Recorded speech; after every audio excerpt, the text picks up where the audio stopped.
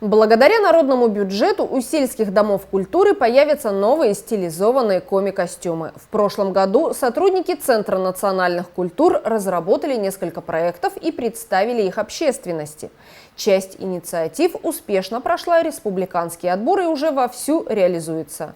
На данный момент изготовлены красивые коми-наряды для коллектива Дома культуры села Касьювом. В этом году ЦНК реализует сразу 3 проекта в рамках программы народного бюджета по приоритетным направлениям в сфере культуры и этнокультурного развития народов, проживающих на территории Республики Коми. Данные проекты курируют Министерство национальной политики Республики Коми, культуры, туризма и архивного отдела региона. На этой неделе в культурное учреждение поступили новые костюмы в стиле коми-ижемцев, которые будут отправлены в СДК села Касьювом. Наш Центр культурного наследия в 2020 году мы писали 5 проектов. Из них 3, к нашему великому удивлению и нашей великой радости, мы выиграли 3 проекта на 2021 год. 2 проекта у нас по линии Министерства национальной политики, то есть этнокультурное развитие народов, проживающих на территории Республики Коми. У нас пошив данного проекта, пошив коми национальных костюмов ижемских для села Касьювом. И поездка от Увяры-Двуш, поездка в Харуту и Мужи. То есть это творческая такая поездка. По линии Министерства культуры мы выиграли еще 3 проект. Он тоже связан с костюмами, но для других коллективов, для коллективов села Адзвавом. Они будут более сценические.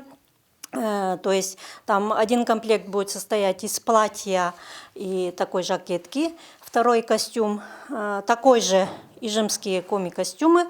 И сверху еще у нас будет такая плюшовка, так называемая, которую коми-женщины носили издавна. Вот мы тоже хотим. И эту плюшовку, когда коллектив оденет, то мы можем смело выступать на улице.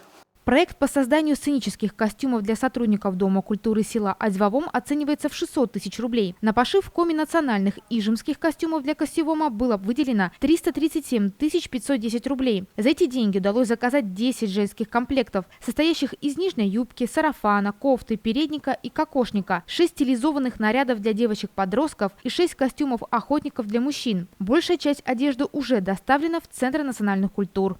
Мы на сегодняшний день получили все 10 комплектов женских костюмов. Также 6 комплектов мы шили мужских костюмов, который состоит из рубашки и лузана. То есть его носили охотники, в основном в коми деревнях. Мы очень много разных постановок ставим, сценок играем, и поэтому нам такие костюмы очень нужны. Также туда еще придут у нас пояса для мужских костюмов. И заказали еще для подростков, для девочек 6 комплектов, для того, чтобы они тоже были красивые. Мы же работаем еще и с детьми, девочками. И у нас ансамбли будут полные, которые состоят и из женского костюма, и из мужского, и из детского. Традиционный ижемский костюм, как и другие народные костюмы, отражает местный колорит. Женский наряд чем-то схож с привычным нам русским сарафаном, но с некоторыми своеобразными деталями кроя и специфичными головными уборами. Основным элементом женского костюма является рубаха – дерем. Длинная женская рубаха состояла из 2 частей – верхний – сос и нижний – мык. Поверх рубашки девушки и замужние женщины носили сарафан, который подпоясывали узорным поясом. Шили сарафаны из различного материала. Здесь же представлен именно нарядный праздничный вариант из дорогой ткани с узором. Поверх сарафана коми-женщины носили запон, передник без нагрудника. Это полностью комплект мы на этот раз заказали. Комплект коми-ижемский национальный костюм. Он состоит из нижней юбки, вот такая юбка. Она шилась для того и носилась женщинами, чтобы показать стать женскую, коми-фигуру женскую, чтобы тут пышнее все было. Далее сарафан. Комплект состоит из сарафана. Тут специально вот такие кружева, они именно черного цвета у коми-ижемцев. Кофточка, сос называется. Вот это вставки ластовичи. Вот это вот сделано. Передник. Вот он. Специально вот тут с другой ткани сшилась, чтобы прочнее было и лучше сидело на женщине.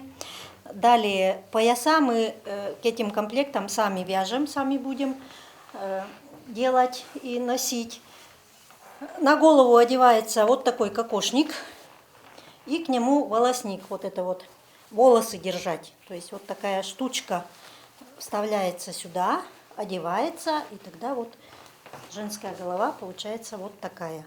Сверху вот этого кокошника одевается шаль, сырья, по-коми называется, сырья. Вот на мне очень древняя шаль, которая ко мне пришла от моей мамы, ей от ее мамы и так далее. Не знаю уже сколько лет, может уже больше 100 лет вот этой шали. Вот такие костюмы мы шили по проекту «Народный бюджет», 10 комплектов для коллектива сельского дома культуры села Кассиом.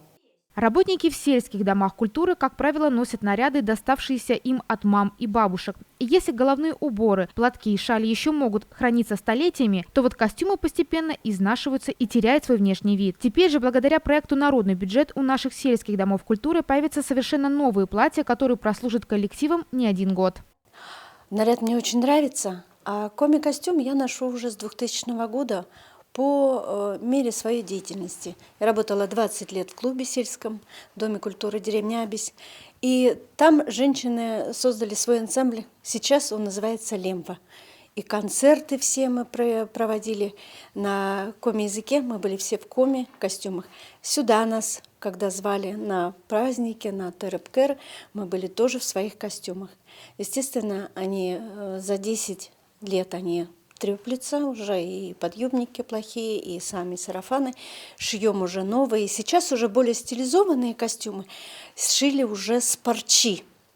Как раньше из-за Урала возили парчу, и мы немножечко изменили стиль и сделали уже костюмы с парчи. У меня свой костюм с парчи.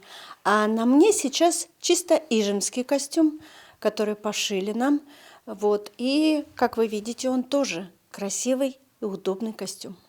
Все костюмы для СДК села Кассиом шили в Сыктывкаре. Работу сотрудники мастерской «Зарнипас» выполнили согласно представленным эскизам. На все про все – дизайн, выбор ткани и фурнитуры, создание выкроек, непосредственный пошив – ушло не так много времени – 1,5 месяца. Костюмы в село Кассиом будут отправлены уже на этой неделе.